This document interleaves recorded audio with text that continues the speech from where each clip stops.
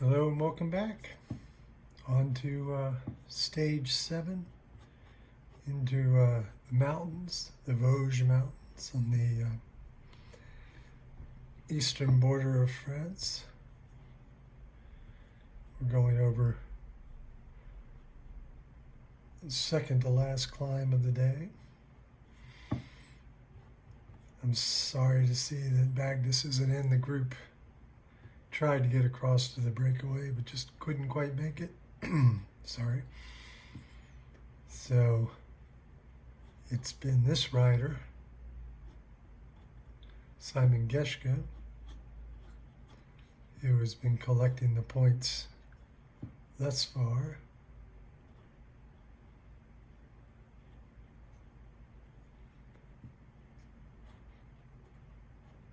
On the top of each climb.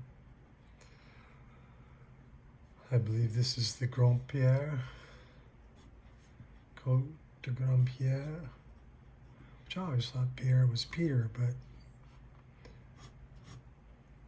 Bob Roll translated, well, shouldn't trust Bob Roll's French, but anyway,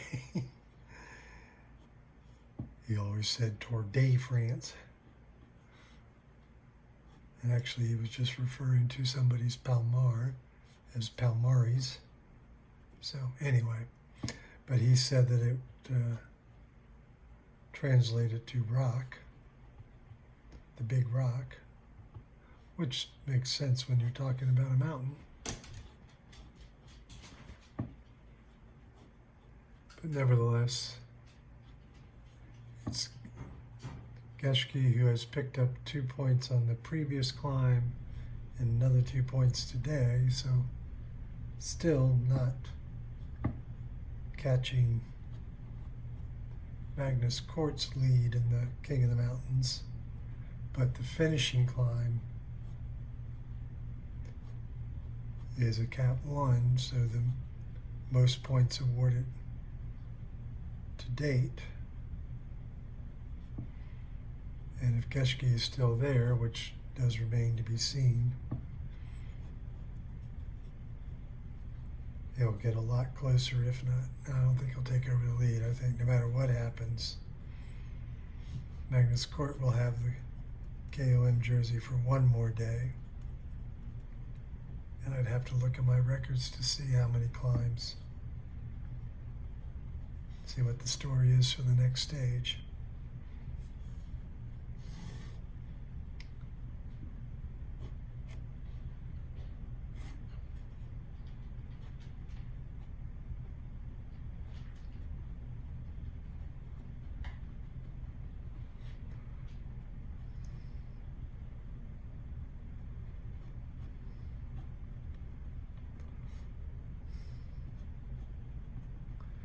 I do love the motorcycles that are catching all the shots. Let's face it, I wouldn't have anything if it wasn't for the motorcycles. Anything to paint if it wasn't for the motorcycles and the helicopters. And as I said in yesterday's video, I didn't used to use the helicopter shots.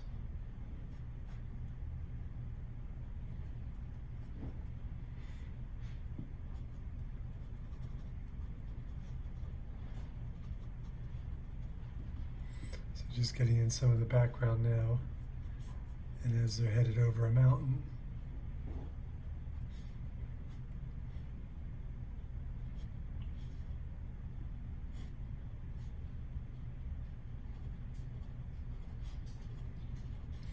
all you can see, so this is the banner that marks where the points are taken.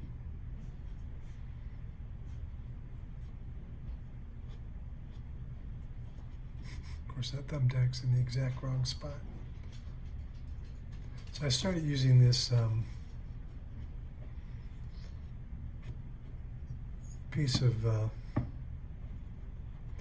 drywall in the thumbtacks. I did used to have it in thumbtacks on all 4 corners because I had shoulder surgery not that long ago, and this hand was had very limited usability.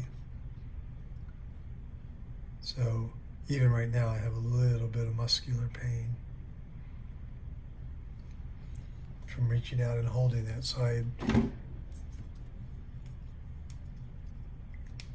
set down, secured the artwork so that I would not have to hold it, and then could really paint one-handed.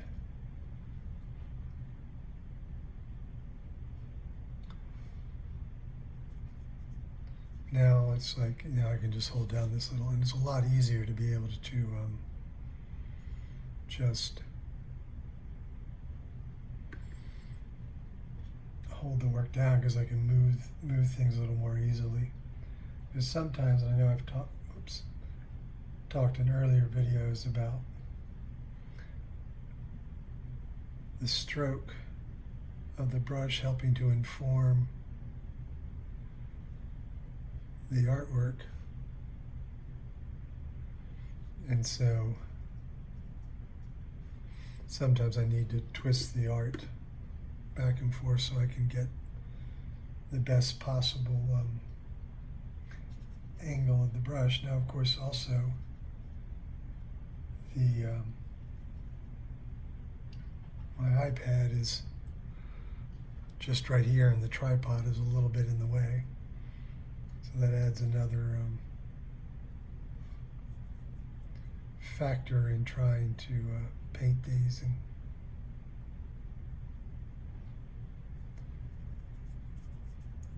be able to get the best possible brush stroke and the best there. He looks like Santa right now. So that's the thing. So when you're painting and you have areas that are going to be white, like the background here of the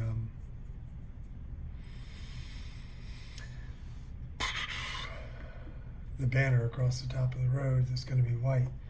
So white is going to always be paper.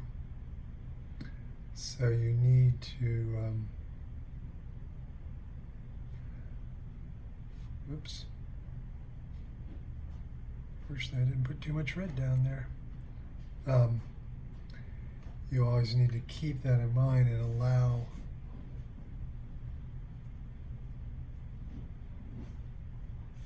the paper to show through where you're going to need to have white. So it takes a little bit of planning, foresight, so that you don't. And of course, the thing with watercolors, and so far I've only had to start one over this tour. I'm sorry, my voice is so gravelly.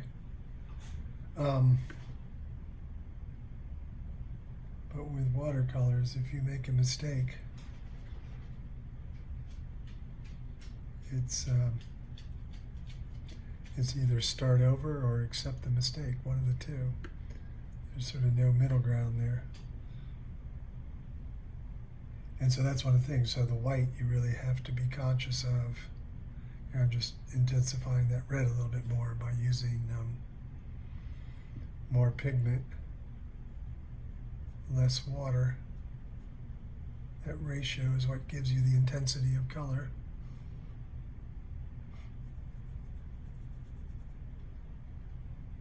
So again, that was too much water, so just go back and pick up more pigment.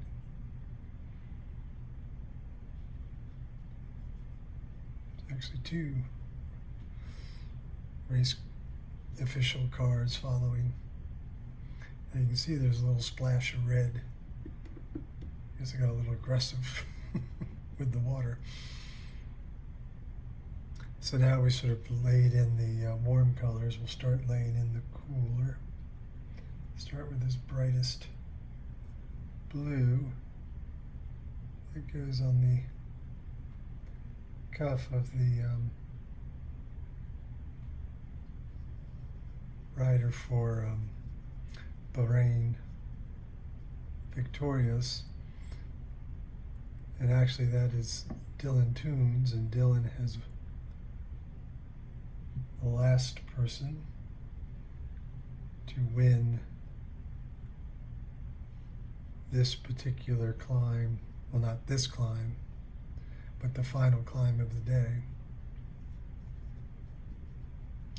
In the previous, I'm not exactly sure which tour, whether it was the one just prior. This is also the stage that one of my favorite writers, and the writer who isn't here this year because he still hadn't recovered from a crash, Julian Alaphilippe, lost his yellow jersey on this particular climb that ends the stage, the Blanche de Belleville.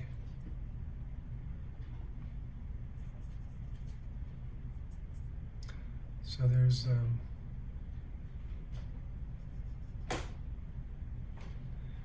quite a bit of history on this climb. So now I'm going to move into some of the greens of the trees in the background. First I'll just lay in this bright highlight. And you can see that's not a lot of pigment.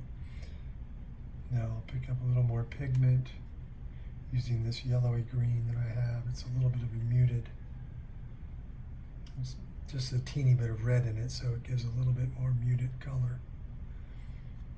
Although if you use it straight, it can be rather brilliant. Unlike myself, who's rarely brilliant. Let's get just a little bit more dark to get the underside of these boughs of this evergreen.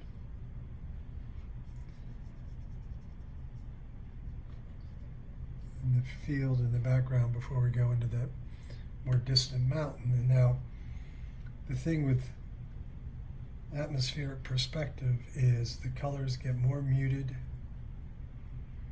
So I'm adding a little bit of the vermilion to this green, and then it also gets a little bluer as the water vapors and the oxygen get mixed in. And now, so this green is a little bit of purple and a little bit of blue. And now I'm going to come back here and pull the brushes down just to give a slight hint of the trees that are in the distance.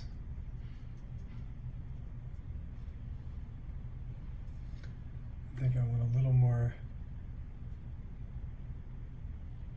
intensity of color for that, so I'm just going to come back through and sort of dab pull to darken that a little bit, but still now give a little bit of highlight on the top.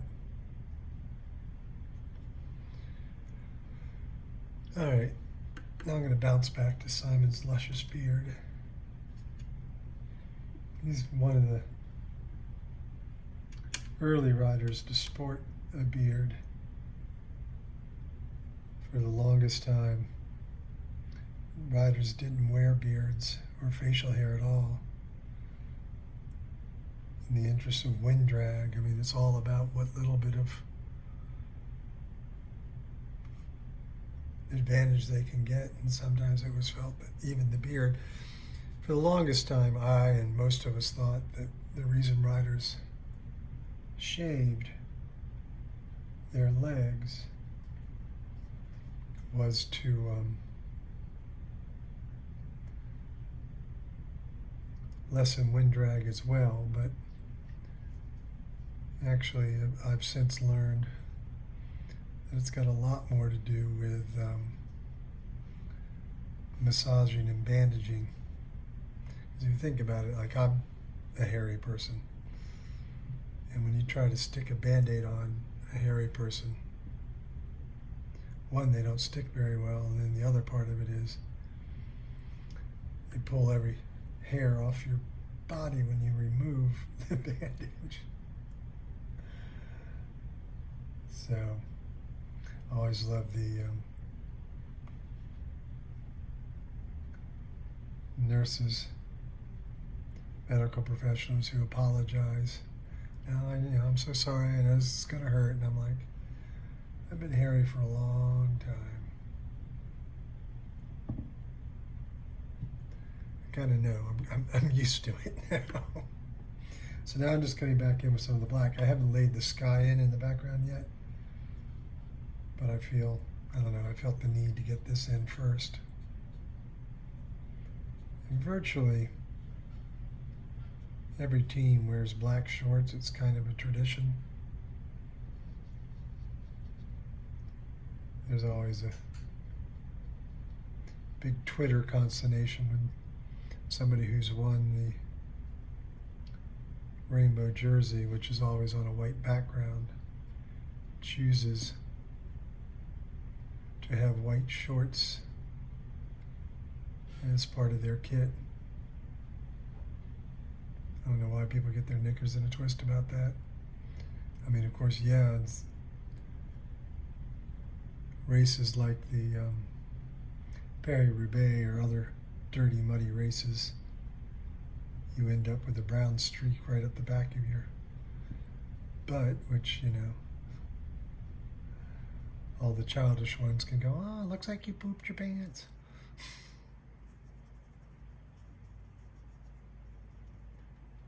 But I kind of like the white kit, the white shorts. Not that I have a pair.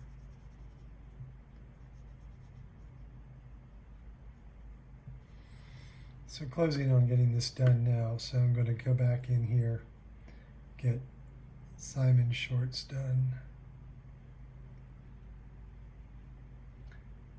and Dylan Toons' shorts right beside him, or behind him. And of course, when I get to laying that sky in, that will pop this banner, because right now, as you can't really see the banner. Keep dragging my finger through this motorcycle's wet paint. You know, sign painters always have a stick, and then they rest their hand on that, just so they don't do exactly that. Okay, now I'm going to clean off that dark brush. And again, that's why I work light to dark, so I have to do less washing of the brush. And now picking up, it seems to be a very bright blue day. Let's see if I can scrub any of that splash paint away. I might have been able to if I'd done it sooner.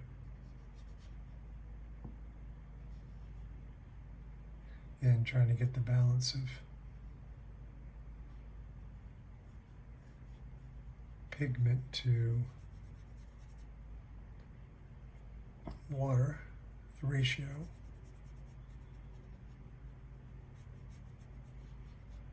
I'm going to come back and hit a little bit of sky reflection in the windshields of the following race cars. Those are the referees' cars that sort of maintain things at the front. A little bit of shadowing on Geschke's white jersey, just see that sort of pops it a little bit more. And then there's a little bit of bright green pip on this white helmet.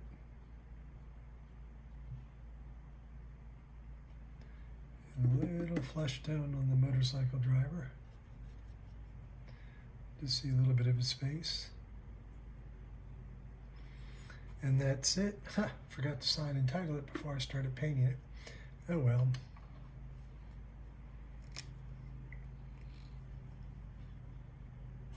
Here, I'll call this adding points. So I hope you all will give this a thumbs up. Become a follower if you're not already. All that helps more people see the work. Share it with your friends if you'd be so kind. And you can see all of my Tour de France cycling art at theartofcycling.blogspot.com. And the rest, all of my art is available at gregleach.com, where you can also buy this and all of my other Tour de France artwork. Thanks for taking the time. Truly appreciate it.